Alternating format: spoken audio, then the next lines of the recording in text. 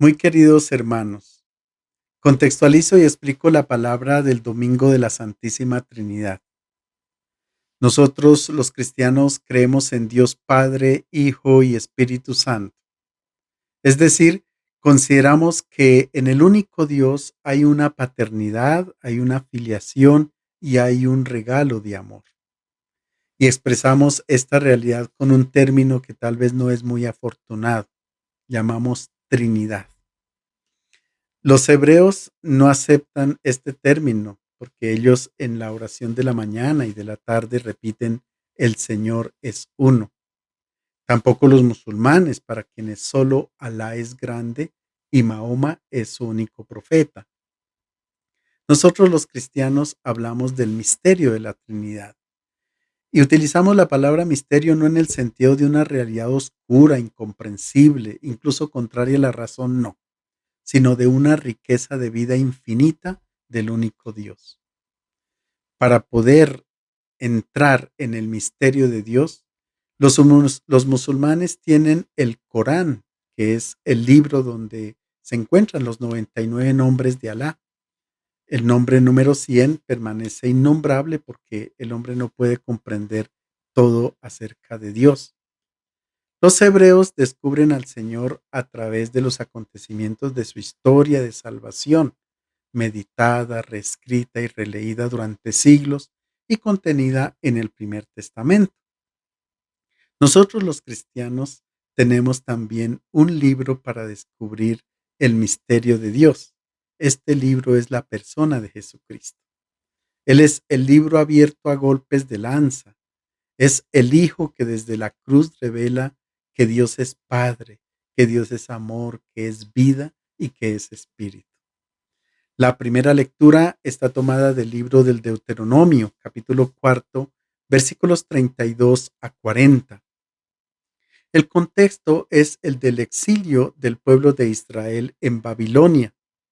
Un israelita que es como un profeta que vive ahí con ellos en el siglo sexto antes de Cristo, anima y consuela y da esperanza a los compatriotas exiliados porque están tristes y desalentados por la situación en que se encuentran. Sus palabras bellísimas son puestas en boca de Moisés. El texto dice: Moisés habló al pueblo diciendo: pregunta a la antigüedad, a los tiempos pasados, remontándote al día en que Dios creó al hombre sobre la tierra, si de un extremo al otro del cielo ha sucedido algo tan grande o se ha oído algo semejante. ¿Qué pueblo ha oído a Dios hablando desde el fuego como tú lo has oído y ha quedado todavía con vida? ¿Qué Dios intentó acudir a sacarse para sí un pueblo de en medio de otro con pruebas, signos y prodigios, en son de guerra, con mano fuerte y brazo extendido, con terribles portentos como hizo el Señor su Dios con los egipcios delante de tus mismos ojos? Reconoce hoy y aprende en tu corazón que el Señor es Dios arriba en el cielo y abajo en la tierra, y no hay otro. Guarda los mandatos y preceptos que te daré hoy, así les irá bien a ti y a los hijos que te sucedan y prolongarás la vida en la tierra que el Señor tu Dios te va a dar para siempre. El Dios de Israel es un Dios que no conoce la soledad, que busca el diálogo, habla, se interesa y quiere estar con el hombre. Hace salir a su pueblo de Egipto para habitar en medio de ellos. De hecho, que su presencia está en la tienda del encuentro, que acompañó a los israelitas durante todo el camino del Éxodo. Era el signo de la presencia del Señor con ellos, a pesar de que ellos habían sido infieles y Dios, en su designio amoroso, permitió que fueran a Babilonia, que experimentaran allí la situación de sufrimiento de extranjeros en otro país, viviendo como esclavos.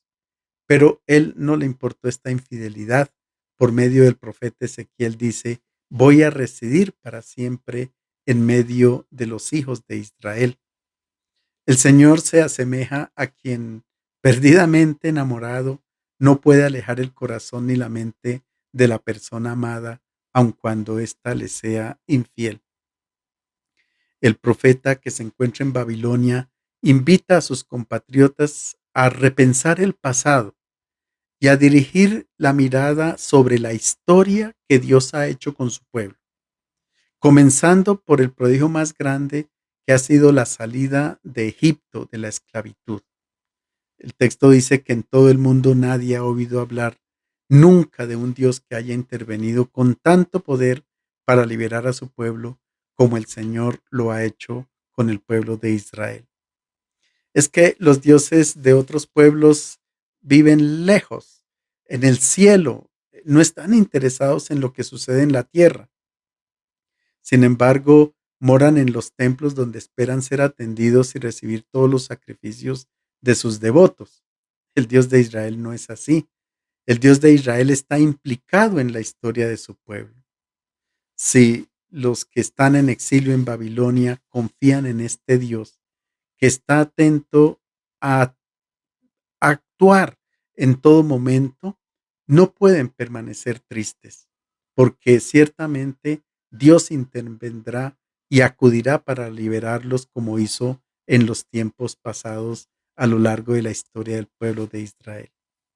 De hecho, que con la subida de Ciro, el rey persa, al trono, que venció a los babilonios, el Señor liberó a su pueblo. Esta revelación de Dios, amigo y protector, dirigida por el profeta a los israelitas que están en el exilio, se dirige también hoy a todos nosotros, para que en todas las circunstancias de la vida nos sintamos acompañados por el Señor y sepamos que Él se alegra con nuestros éxitos, pero que también participa de nuestras desilusiones, de nuestros fracasos. Quienes creen en este Dios no pierden nunca el ánimo, incluso si existen errores en sus vidas, pues el Señor les comprende y les muestra siempre cómo remediarlos. Ahora bien, la manifestación suprema de esta necesidad de Dios, de estar con el hombre, de estar con su pueblo, tuvo lugar definitivamente cuando la palabra se hizo carne y habitó entre nosotros. Y nosotros hemos contemplado su gloria, dice San Juan, capítulo 1, versículo 14. También hoy, donde hay 2 o 3 reunidos en mi nombre, yo estoy allí en medio de ellos, dice el Señor en el capítulo 28 del Evangelio de Mateo. Se trata de un Dios muy cercano. Es el Emmanuel, el Dios que está en medio de nosotros, en el que solo nosotros los cristianos creemos. La segunda lectura está tomada de la carta del apóstol San Pablo a los Romanos, capítulo 8, versículos 14 a 17. El apóstol escribe a la comunidad de Roma y les indica cuáles son las características de un cristiano que ha sido bautizado. Un bautizado ya no es una simple criatura, no es un esclavo sometido a un dueño, sino un hijo, porque ha recibido del Señor su propia vida. Hermanos, todos los que se dejan llevar por el Espíritu de Dios son hijos de Dios. Y ustedes no han recibido un espíritu de esclavos para recaer en el temor, sino un espíritu de hijos adoptivos que nos permite llamar a Dios Abba, Padre. El Espíritu atestigua a nuestro espíritu que somos hijos de Dios. Si somos hijos, también somos herederos, herederos de Dios, coherederos con Cristo. Si compartimos su pasión, compartiremos también su gloria. Dios ha venido al mundo, ha plantado su tienda en medio de nosotros para involucrarse en nuestras vidas. Todas las promesas que Dios nos ha hecho es para que participemos de su vida divina. Y esta participación es una obra del Espíritu Santo. el Espíritu que está dentro de nosotros y que nos anima, que nos impulsa a gritar con gozo, Abba, Padre, a decir que Dios es realmente un papá. El apóstol aclara la diferencia entre la filiación del unigénito de Cristo y nuestra filiación. Lo hace mediante el uso de la imagen de la adopción, que era una institución desconocida en Israel, pero muy extendida en el mundo grecorromano, donde se adoptaban a las personas, a los niños, jóvenes, etcétera, y los que eran adoptados tenían los mismos derechos que los hijos biológicos y participaban en todo de la herencia familiar. Del mismo modo, dice el apóstol, e incluso mucho más verdadero, el hombre que es introducido en la familia de Dios tiene una filiación plena y gozamos de la misma heredad, de la misma felicidad que goza su Hijo unigénito. Es una bendición, es un regalo de amor. Si esto es así, sería absurdo que alguien le tenga miedo a Dios. El apóstol lo dice, no tenemos un espíritu de hijos para temer porque no tenemos un patrón, tenemos es un papá lleno de amor. Y dice el apóstol San Juan en su primera carta, en el amor no cabe el temor, antes bien el amor desaloja al temor. Este es el misterio de la Trinidad. No es un discurso cerebral de la razón, sino la participación en la vida y en la alegría del Señor.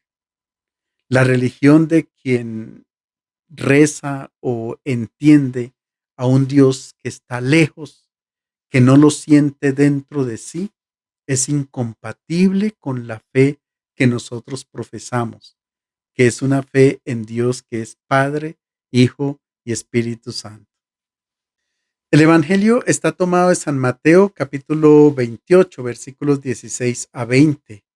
Se trata de la conclusión de todo el Evangelio de Mateo y se narra allí el envío en misión de los discípulos por parte del resucitado.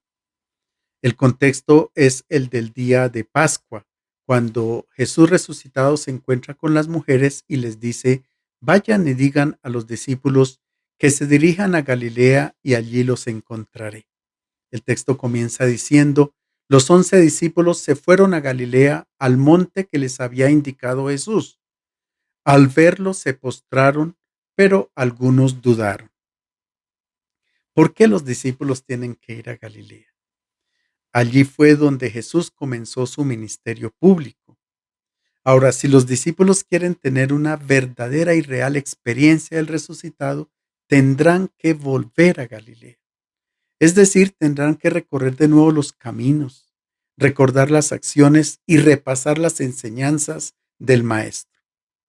De este modo podrán acoger definitivamente al resucitado en sus vidas. El grupo es de 11 discípulos. Son 11 porque Judas no aceptó a Jesús, no aceptó la propuesta de hombre nuevo ni de mundo nuevo. Pensó que las enseñanzas de Jesús eran un peligro para la religión de Israel. Por eso resolvió entregarlo, como dice el texto, no traicionarlo, sino entregarlo a las autoridades. Los 11 tendrán que ver toda la realidad de una manera nueva, con una perspectiva nueva, dejar definitivamente atrás todas las convicciones, los esquemas que manejaban hasta el momento. Ellos pensaban ser grandes, tener los primeros puestos, que las personas les sirvieran, poder contar con riquezas, pero ahora tienen que resetear la mente y recapitular todo nuevamente. Por eso tienen que volver a Galilea. Tendrán que mirar cómo actuaba el maestro a lo largo de su ministerio público y comprenderán entonces que hay que ser humildes, sencillos, que en vez de que les sirvan, son ellos los que se ponen al servicio de los demás, como esclavos, como lo hizo el maestro durante el lavatorio de los pies. En práctica, Jesús con su muerte echó al piso todas las falsas esperanzas que tenían los discípulos y ahora ellos tendrán que replantear todo para que logren de verdad interiorizar el hombre nuevo y el mundo nuevo, la propuesta de Jesús. El texto dice que dudaron. La duda no era si Dios existe o no, no. La duda es si realmente ellos son capaces y vale la pena aceptar la propuesta del evangelio anunciado por Jesús. En este grupo nos reflejamos también nosotros que a veces dudamos. Pensamos que si seguimos el evangelio estamos como perdiendo el tiempo, porque hay otras personas que se acogen a las propuestas y a los valores de este mundo y como que triunfan, les va mejor. Dudamos si vale la pena seguir el evangelio. Para superar las dificultades, los discípulos tienen que volver a Galilea. Nosotros también. Volver a hacer presente la experiencia que tuvieron los discípulos junto al Maestro, pero también hay que subir al monte con artículo, al lugar especificado por Jesús, dice el texto. Es un lugar bien definido, no es cualquier monte, y tampoco es un monte material. Es el tiempo y el espacio en que los discípulos dejan atrás todos los pensamientos del hombre para entrar en el pensamiento de Dios. Bíblicamente, el monte es el lugar de la teofanía, del encuentro con Dios. Es entrar en el mismo raciocinio de Dios. Si contemplamos a Jesús desde la llanura, lo vemos como un hombre bueno, importante dentro del concurso de la historia universal, pero nada más. Hay que subir a la montaña para poder pensar y actuar como Él, involucrarnos en su persona y en su proyecto de hombre nuevo y de mundo nuevo. Mateo a lo largo de su evangelio presenta varios montes. El primer monte es el de las bienaventuranzas. Hay que subir a este monte para asimilar la enseñanza de Jesús que nos proponen las 8 bienaventuranzas y pensar y actuar de esta manera. El segundo monte es el de la transfiguración. Allí sucede una metamorfosis. Se desvela la verdad sobre el hombre. Se ve la realidad con una mirada totalmente distinta a como se veía antes. El hombre esclavo ahora se ve totalmente libre. El hombre verdadero es el que realmente está siendo glorificado porque ha puesto su vida al servicio de los demás. El delantal del que lava los pies ahora es un manto real de un rey. Jesús, que parecía una persona que había fracasado por su muerte en la transfiguración, es el hombre de suceso, el hombre realizado y el hombre glorificado. El tercer monte es donde tuvo lugar la multiplicación de los panes, donde Jesús nos hizo ver el designio de Dios sobre los bienes materiales. Hay que subir a este monte para aprender a administrar los bienes materiales, porque son de todos y para todos. Todo lo que creemos, todo lo que poseemos y creemos que es propio, desde el monte entendemos que solo somos administradores, que el dueño de todo es Dios, que lo que tenemos es para compartir y no para acaparar. Subir al monte implica involucrarnos realmente en el proyecto de Jesús. No solamente tener algunas devociones religiosas que son importantes, sino adherirnos totalmente a la persona de Jesús y al Evangelio. Los discípulos, dice el texto, ven a Jesús y lo adoran. Es decir, reconocen en él la presencia de Dios. Seguir a Cristo significa entrar en el proyecto de Dios para con toda la humanidad. El texto continúa diciendo, Jesús se acercó y les habló.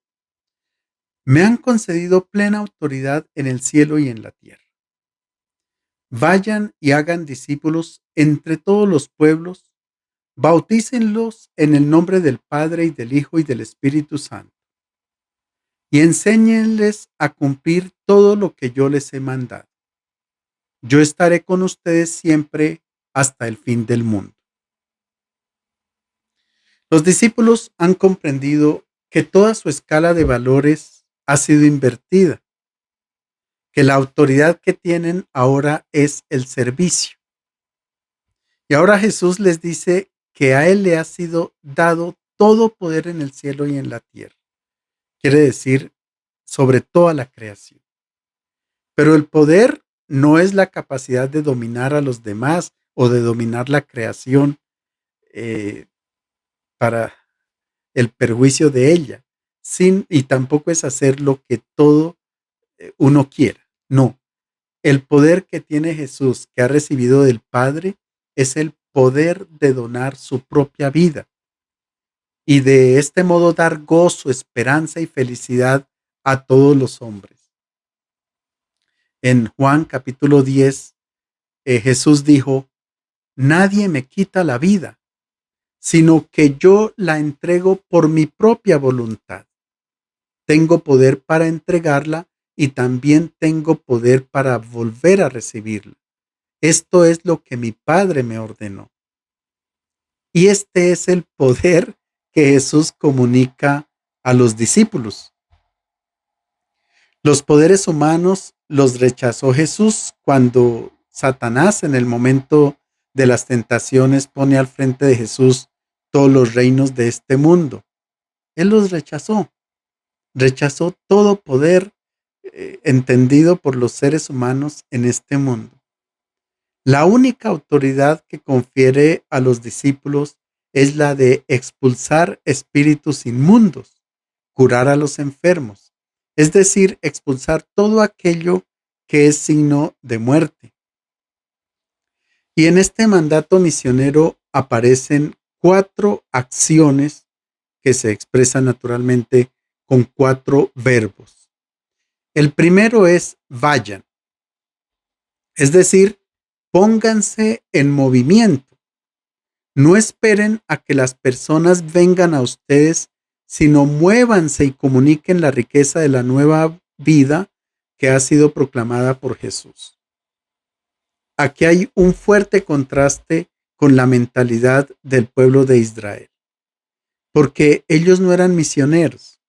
Esperaban que los pueblos de la tierra vinieran hacia ellos, como dice Isaías capítulo 60, todos los pueblos vendrán a ti. Vendrá sobre ti la abundancia del mar, las riquezas de las naciones vendrán a ti. Jesús no se quedó en el Jordán como Juan, que esperaba que todas las personas llegaran a hacerse bautizar donde él. Jesús, una vez bautizado, sale por todas partes a predicar el reino de Dios. Esto es lo que ahora tendrán que hacer los discípulos. El segundo verbo es hacer discípulos. Hacer discípulos a todas las gentes. El discípulo es el que vive junto al maestro, porque tiene que aprender todos sus pensamientos, su manera de vivir. Por eso Jesús escogió a 12 y el texto dice para que estuvieran con él y luego sí para enviarlos a predicar. La primera razón por la cual los llama es para que estén con él. Porque es que Jesús no es una doctrina, es una persona concreta, que se escucha, que se conoce. Es una persona que se puede amar. Los discípulos y por supuesto nosotros somos los continuadores de la persona de Jesús. Una de las tareas que Dios había confiado a Israel era la de ser luz de las naciones. Pero esto no fue posible. Ellos, en vez de servir a otros pueblos, buscaban dominar. Ellos se sentían más que los demás pueblos, tenían que ser admirados por su grandeza. Cuando Dios llamó a Abraham, en cambio le dijo: sé tú una bendición. Es decir, a la tierra que Dios le propone ir a Abraham, tendrá que ser allí una bendición. Es una frase bellísima que a mí personalmente me gusta mucho y me hace reflexionar. Donde Dios nos coloca, donde Dios nos manda, somos una bendición para las demás personas. El tercer verbo es bautizar. Es decir, una vez que se convierten en discípulos, entonces hay que sumergirlos en la vida de Dios. En nuestra pastoral hacemos a veces lo contrario. Primero bautizamos y luego nos rompemos la cabeza para ver cómo convertimos o hacemos discípulos. El cuarto verbo es enseñar. Enseñar a observar todo aquello que Jesús ha mandado. Pero Él nos mandó solo una cosa, solo un mandamiento: amar. No se trata de enseñar una doctrina, sino de mostrar una vida nueva. Esta vida nueva es la que se muestra al mundo. Y finalmente el Evangelio de Mateo concluye: yo estoy con ustedes todos los días hasta el fin del mundo. En la concepción teológica de los pueblos antiguos, las divinidades estaban en un lugar muy lejano. Los devotos tenían que ir a ofrecerles sacrificios y adorarlos. Para el pueblo de Israel todo es distinto. El Dios de Israel es un Dios que está cerca, que camina con el pueblo, que lo acompaña en todos los momentos tristes y alegres de la vida. A Moisés y a muchas personas Dios asegura siempre su presencia. A Dios le dijo: yo estaré contigo en todo momento. A Josué, para que desarrollara la misión de hacer entrar el pueblo en la tierra prometida, le dijo: yo estaré contigo así como estuve con Moisés. Nadie podrá derrotarte mientras vivas, porque yo nunca te abandonaré ni te dejaré. También con Jeremías en su difícil misión le dice: no tengas miedo de nadie, pues yo estaré contigo para protegerte. Aquí también Jesús hace su promesa: yo estaré con ustedes todos los días hasta el fin del mundo.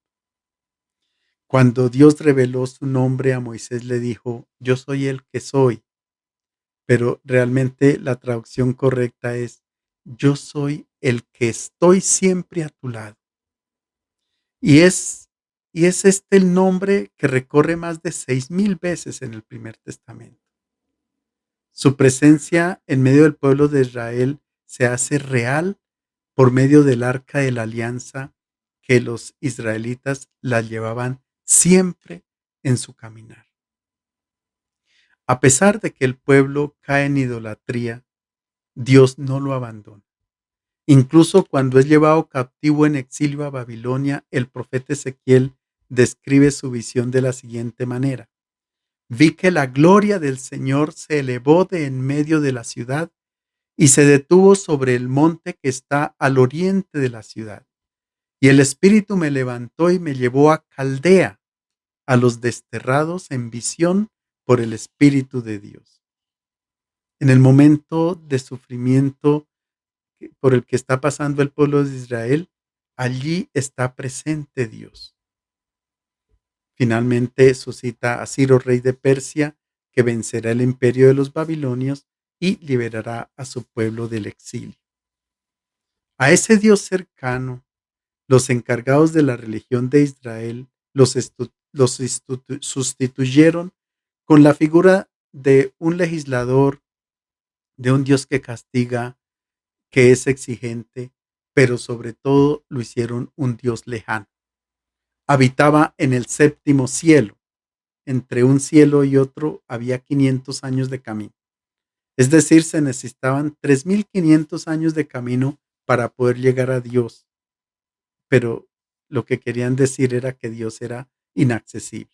En el templo de Jerusalén, únicamente el sumo sacerdote una vez al año podía entrar en la presencia de Dios. Por eso el nombre de Dios no se pronuncia. Las 4 letras hebreas no se pronuncian. Los masoretas pusieron vocales y para pronunciar Jehová o para pronunciar Yahvé. Pero cuando llegamos al nombre de Dios, por ser impronunciable, se dice Adonai, siguiendo la tradición judía, que quiere decir mi Señor. Dios no está lejano del pueblo. Dios tomó la condición humana, se hizo como uno de nosotros. Mateo lo llamó Emmanuel al principio del Evangelio, Dios con nosotros, para que se cumpliera la profecía de Isaías. La Virgen concebirá un niño, dará a luz un hijo y lo llamarán Emmanuel, que significa Dios con nosotros. Esta profecía se verifica totalmente en el texto del Evangelio de hoy. Jesús es el Emmanuel que está con nosotros todos los días hasta el fin del mundo, como le ha prometido a sus discípulos. Él se hace presente hoy de infinitas maneras, de muchas maneras, pero principalmente con su palabra, con su evangelio, también con el pan eucarístico como alimento, donde se hace visible su vida totalmente entregada.